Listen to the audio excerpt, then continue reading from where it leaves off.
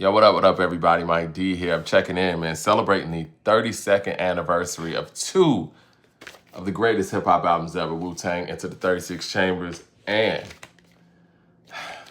Midnight Marauders from Tribe Called Quest. Now, I can only imagine what it was like for the people who were there on this release date and the choices they had to make, or, you know what I'm saying, having to buy both of them, because really you got to buy both of these on the same day if they're debuting, or get one of your friends to get one and you get the other. But it's held as one of the greatest release dates in hip hop history. And I don't know if we're going to have release dates like these again, where you do have a debut album from such an iconic collective and you have that third seminal piece from another iconic collective in Tribe, right? Look, to celebrate these albums, I don't even want to say I'm gonna go over the highlights, because everything on here is a highlight. These are two classics. These are, in my personal opinion, Into the 36 Chambers can be a top 10 hip hop album all time.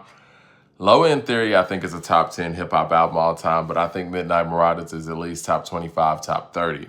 Midnight Marauders gives us Award Tour, Electric Relaxation, and Lyrics to Go. And in my personal opinion, those are three of Tribe's best songs. Award Tour, if you put a gun to my head and say, hey, name a Tribe Called Quest's best song, I might go Award Tour or Electric Relaxation. I'm going one of the two. When they were clicking on this album, and this is 1993, you could listen to Midnight Marauders today, and none of these records sound like 1993.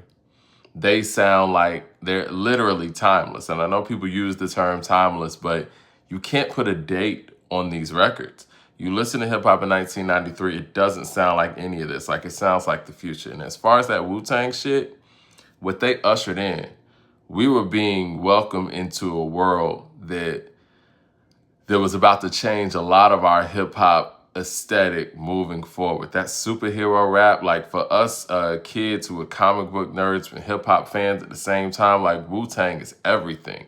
We talk about people being superheroes. These guys were literally superheroes. They were Avengers of hip hop. And we got that on Into the 36 Chambers, man. Look at this album cover, man. And both of these album covers are iconic, by the way.